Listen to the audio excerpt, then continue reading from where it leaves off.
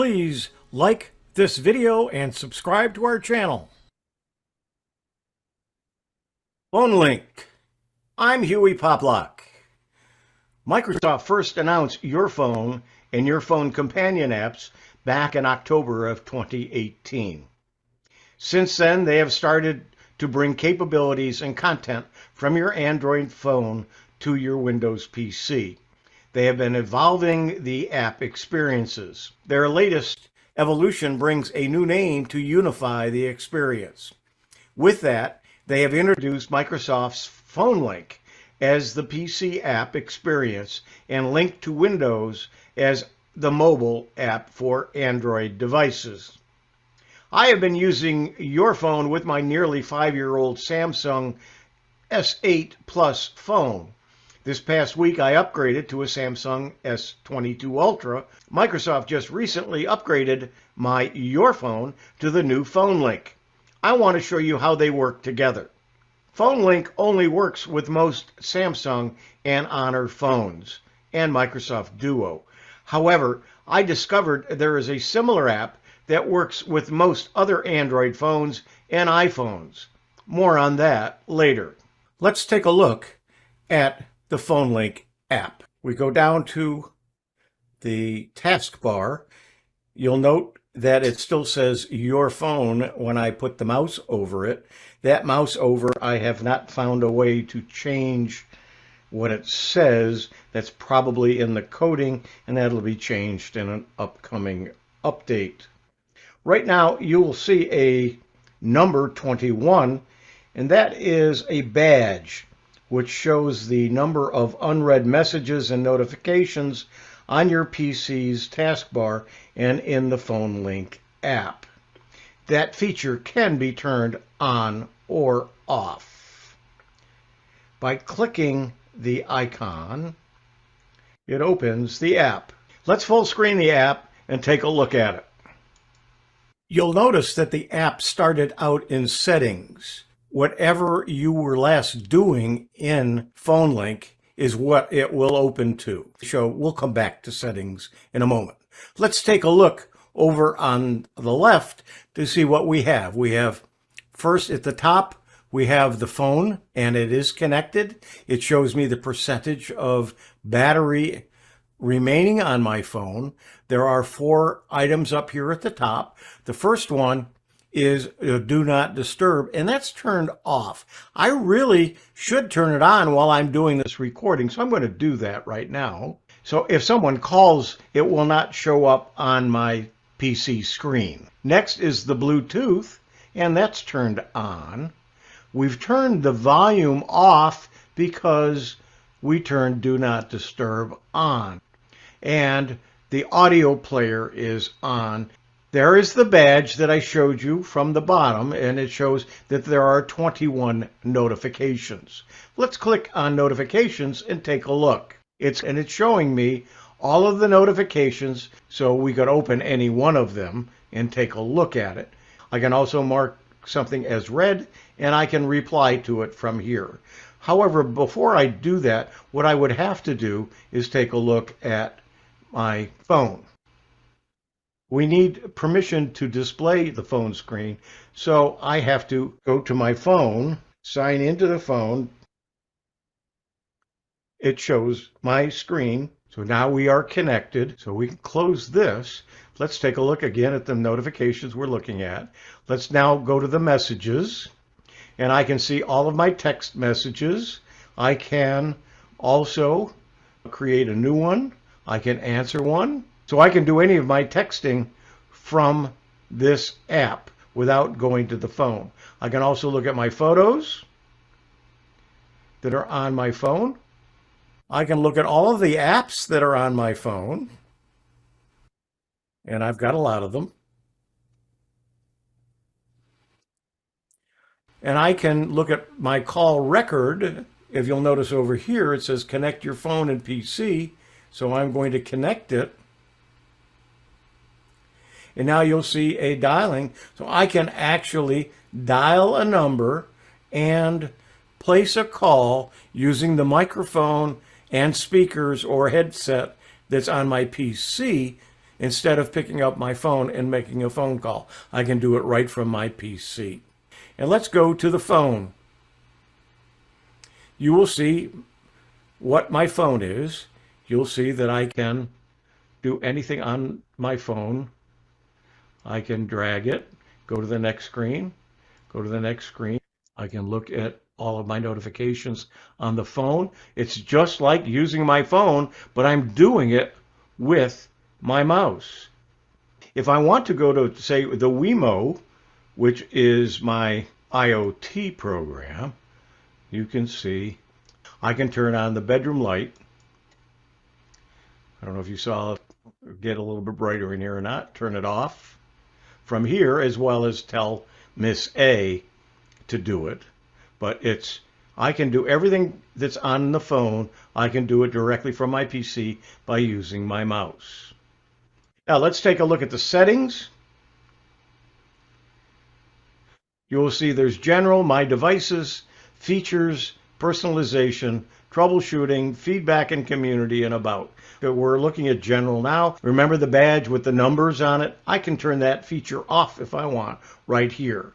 Under Features, you will see that I have everything turned on for each of the items. I'm not going to go into each one, but just I'm showing you that there's a lot of settings within the app.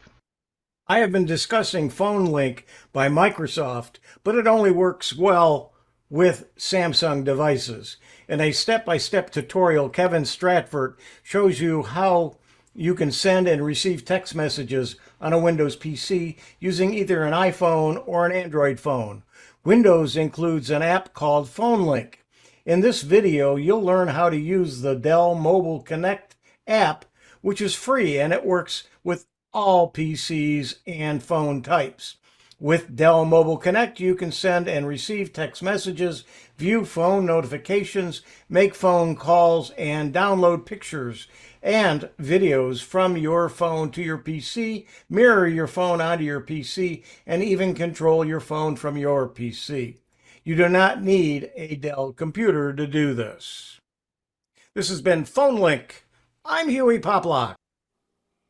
Hi, this is Chris Guld with Geeks on Tour, and this is Fun with Photos. This week I want to answer a question that I got from a follower. He says he really likes sharing photo albums with friends, but he wants to be able to write some text that they will see with each photo, like a caption at the bottom.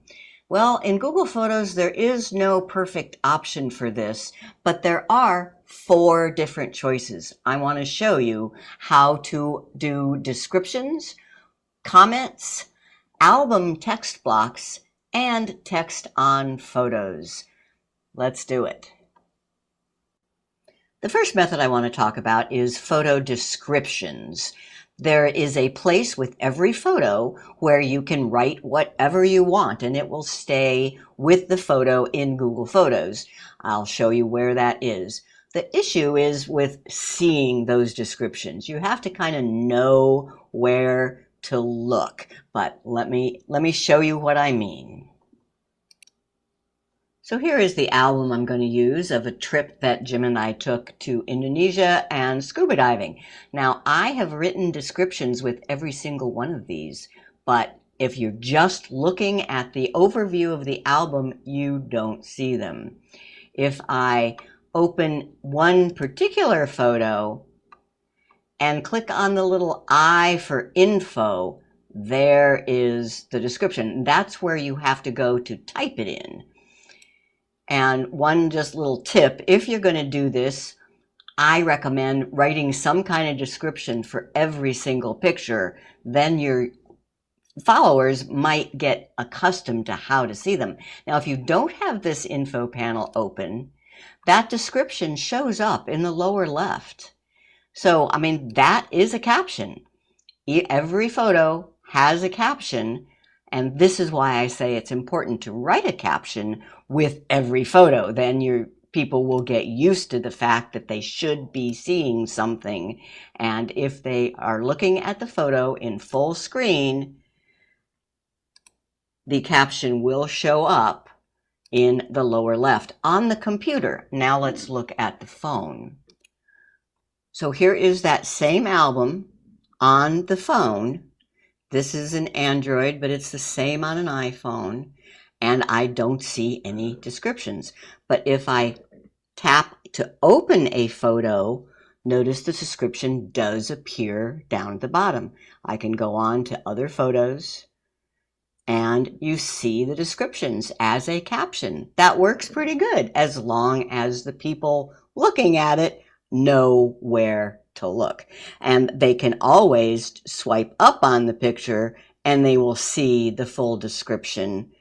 But that's, and you'll still see the picture at the top, so they can go through that way because it's part of the options that show up with a photo. So for example, if you tap the photo to make all the tools go away, the caption goes away also.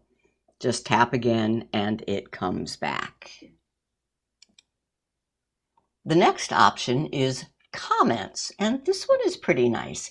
If you have shared an album, then you can add a comment to any or all of the photos, plus the people who are viewing your album, if they join, they use Google, then they can comment as well. It kind of makes it like a personal Facebook where you're having conversation with the people who are viewing your photos. They can ask questions and you can give answers. And there is a little emblem on each photo letting you know that there are comments. You just click on that little emblem and then you see the comments over on the right of the picture. Let me show you what that looks like first on the computer and then the phone. So on the computer, after I just open the album, and as I scroll through, you see the little comment bubble with the number of comments that there are. Then you can just click right on that little button where it says 4. And on the computer, it opens up a sidebar on the right with all the comments on this particular photo. On the phone, you open up the album and same thing. You see the number in the lower right-hand corner of each picture. And you can tap on it. That opens the photo. Then you still have to tap on comments. And on the phone, you can't see them side by side. It opens up the whole comment. Then you have to tap outside of it to get back to the picture, etc., and tap back to get to the album view. So that is comments. Next is what I call text blocks. So this is in the overall album view. You can tell your story. You can put full blocks of text in amongst the photos.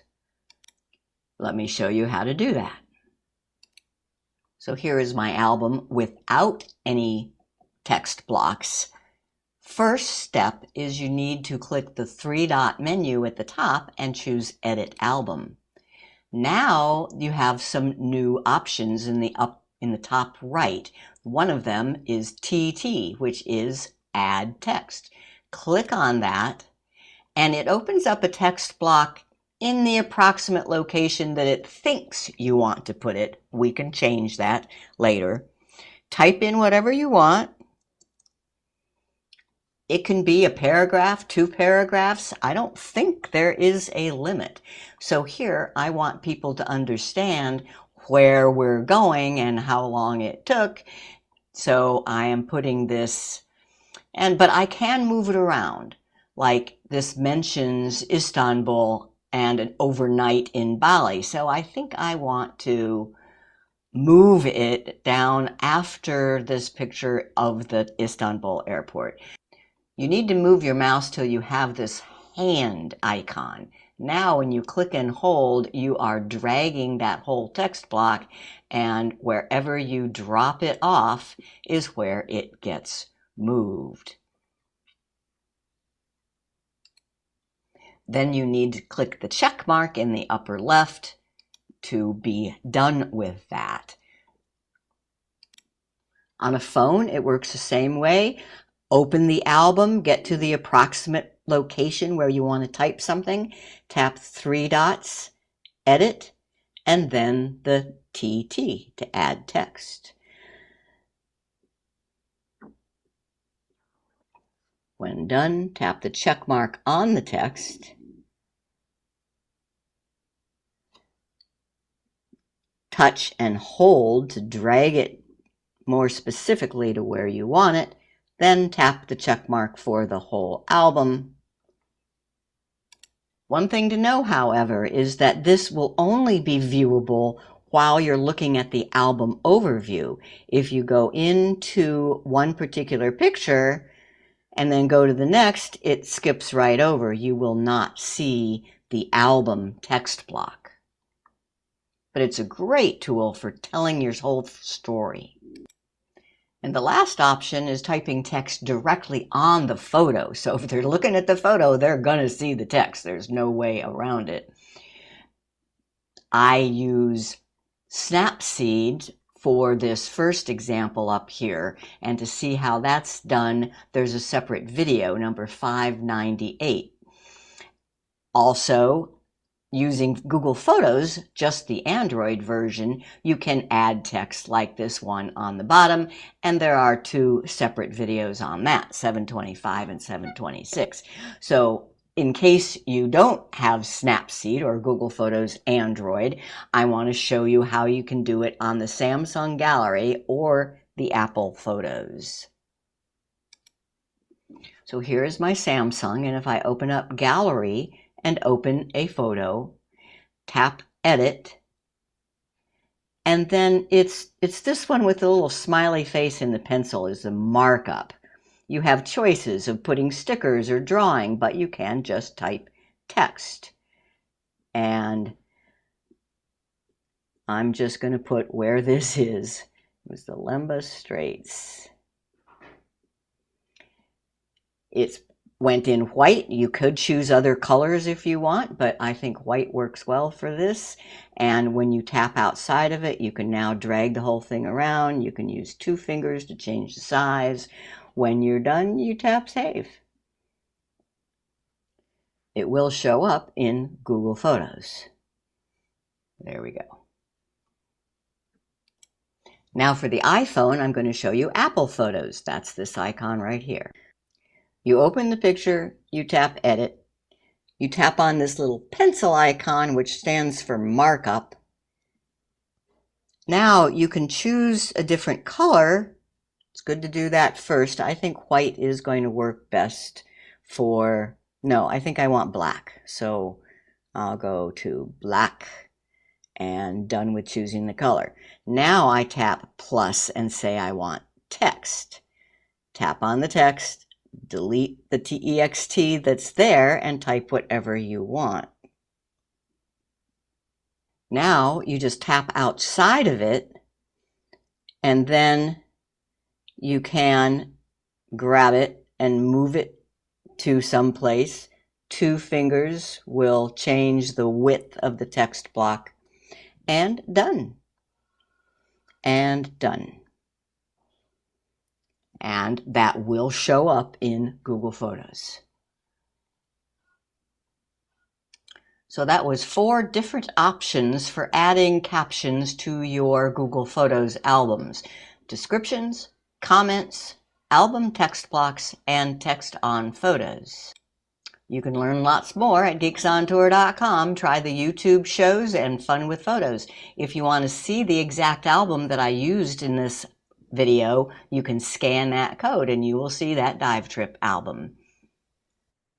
2 new health apps have just been released that can save you from a catastrophic event. In this video, I'll tell you what those are and how to use them. It's Ron Brown with Tech for Senior. As a physician, I am so excited about these 2 new apps, as these can prevent serious health complications. Let's go over these and I'll explain how they work. In this video, we're going to talk a lot about atrial fibrillation. You may not know what that is. I want you to go back and watch a video I made called Your Heart and Your Smartwatch. I'll put the link up here and down below in the description. Please watch that video before you watch this one. If you watched my video, Your Heart and Your Watch, then you will understand that atrial fibrillation can be diagnosed with the ECG app on your phone. Now, you have to have symptoms. So what would happen is you might feel your chest palpitating, your heart rate going up. You then think this could be atrial fibrillation. You then activate the ECG app on your watch, and it does what we call an ECG. But the important thing is it interprets it and will tell you if you have atrial fibrillation or you do not. This saves it in your health app and will be available to email or send to your healthcare provider. Now, there are 3 watches that do this. The Apple Watch does it, the Galaxy Watch 4 and Galaxy Watch 5 do it, and of course the Fitbit Sense line does this as well. So all 3 watches have been cleared by the FDA for one specific purpose. It doesn't tell you if you're having a heart attack, doesn't tell you if you need to go to the hospital. It only tells you if you have atrial fibrillation. And that is all that app does. When we expand this into the new app that is occurring on the Apple Watch and the Fitbit Sense, we're now monitoring your heart on a periodic basis through the day. This often occurs at night when you're sleeping because you're not active. It's harder to do the ECG when you're active. But periodically, both these watches are going to sample your heart rate and notify you if you have any periods of atrial fibrillation. Will it get all the rates? No. Will it turn on automatically when you actually have a period of atrial fibrillation and don't know you have it? Probably not. What they do is they randomly sample through the day and look for atrial fibrillation. All right, there are 2 new features that have been released for the Apple Watch OS 9. The operating system 9 has 2 distinct and separate features to do with atrial fibrillation. Now, there are 2 groups of patients. First, there are the patients that do not know they have atrial fibrillation. We know that atrial fibrillation over the age of 60 goes up exponentially, so it is very common. It is also the 3rd commonest cause of stroke in the United States. The problem is patients don't know they have atrial fibrillation because it can be asymptomatic, which really means you don't have any symptoms and don't know you have it. Irregular rhythm notification is a separate feature from atrial fibrillation history. Irregular rhythm notification is for people who don't know they have atrial fibrillation. They just want their heart monitored to figure out if this is a problem. The atrial fibrillation history feature is for people who have been diagnosed with atrial fibrillation. So the 2 are quite different. In fact, you can't have both activated at one time. So the irregular rhythm notification samples your heartbeat through the day, most of the time at rest because it's easier to diagnose, and looks for atrial fibrillation. If it finds that you have periods of atrial fibrillation, it'll say, hey, you have atrial fibrillation and you need to go to your healthcare provider and get this sorted out. There's a second group of patients who have been diagnosed with atrial fibrillation and know they have the atrial fibrillation. These patients will be under medical supervision and want to know how long they're in atrial fibrillation, what are aggravating factors, and how they can get out of atrial fibrillation. For those patients, there's a second app called Atrial Fibrillation History that we'll talk about now. So we now have the ability on the Apple Watch to enable the atrial fibrillation history feature if you have been given the diagnosis of atrial fibrillation. This will provide you with a weekly update on the deeper insights pertaining to your condition. You will be able to view an estimate of the frequency with which your heart rhythm displays signs of atrial fibrillation, as well as the impact that other factors such as exercise, sleep, alcohol consumption have on your atrial fibrillation. You also have access to a comprehensive history through the Health app with the option to download the PDF and send the information to your healthcare provider. Now, Apple has identified that this feature is available in Canada and the United States and will be approved shortly in many other countries around the world. So in summary, there are two apps on the Apple Watch. The first is irregular heart rate notification. This is where your watch will sample your heart rate periodically through the day and night. It's going to then notify you if it picks up any evidence of atrial fibrillation. Now, it usually monitors your rate when you're at rest, so it is so important that you wear your watch on a 24-hour basis.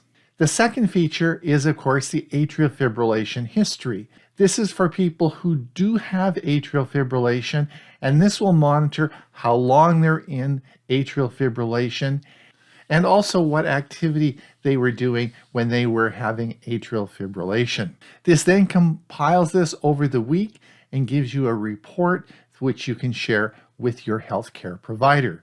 So these two apps work quite differently and cannot be used together. Well, this is a good time to pause the video. At Tech for Senior, we make a lot of videos about your health.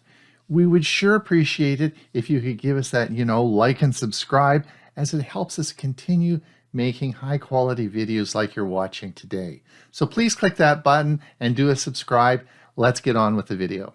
Now, unlike the Apple Watch, the Fitbit series only monitors you for atrial fibrillation periodically. It does the irregular heart rate notification, and it randomly samples you through the day and night, just like the Apple Watch does. It doesn't specifically look for atrial fibrillation. It's going to sample you at certain times of the day and check and see if you had any history of atrial fibrillation in that time. So it's so important with these watches that you wear them overnight, because a lot of the sampling is done at night. One of the big advantages of the Fitbit app is that in 2021, when Fitbit did their big study with 500,000 people to look for atrial fibrillation, they used pretty much the whole Fitbit line. So the irregular heart notification on the Fitbit line will work with most Fitbit watches. That is really a big factor here. And I will put in the bottom notes all the watches that it will work on. Now, this is simply an app upgrade on your smartwatch. So you need to go to the Fitbit app and see if there is an update. And if there is, then the update will ask you if you want to activate the irregular heart rhythm notification. And I'm going to show you how to do that in just a minute.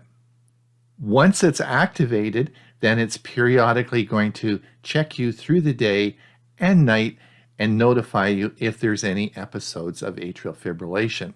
But as I said earlier, this will work on not just the Fitbit Sense, which does the unique ECG. This actually will work on the whole product line, which is really great. So let me show you how this all works out. When you update the Fitbit app, you'll be presented with this menu, irregular rhythm notification.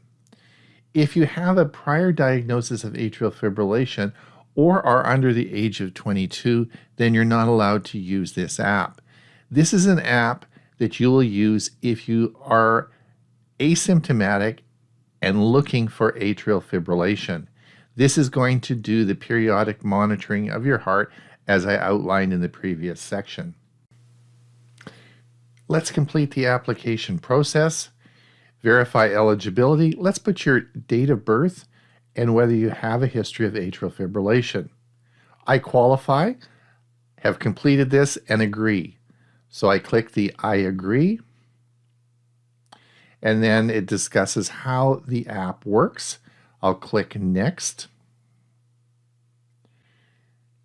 And what to do if you receive a notification. Well, we've read that and we'll turn it on. And there's 4 things to note. If you don't get notification, it's still possible to have atrial fibrillation. Some people with AFib don't experience symptoms. And of course, Fitbit is only checking for atrial fibrillation, not a heart attack or stroke.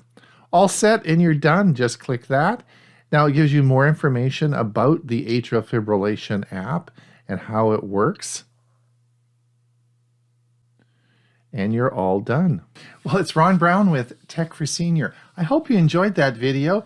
If you do have the Apple Watch or the Fitbit Sense series or any of the Fitbit line, please activate those apps and see if you have atrial fibrillation. This is particularly important if you're over the age of 60 because we want to prevent that stroke from happening. We also make a lot more health videos. If you want to watch these, they're on our Tech for Senior channel.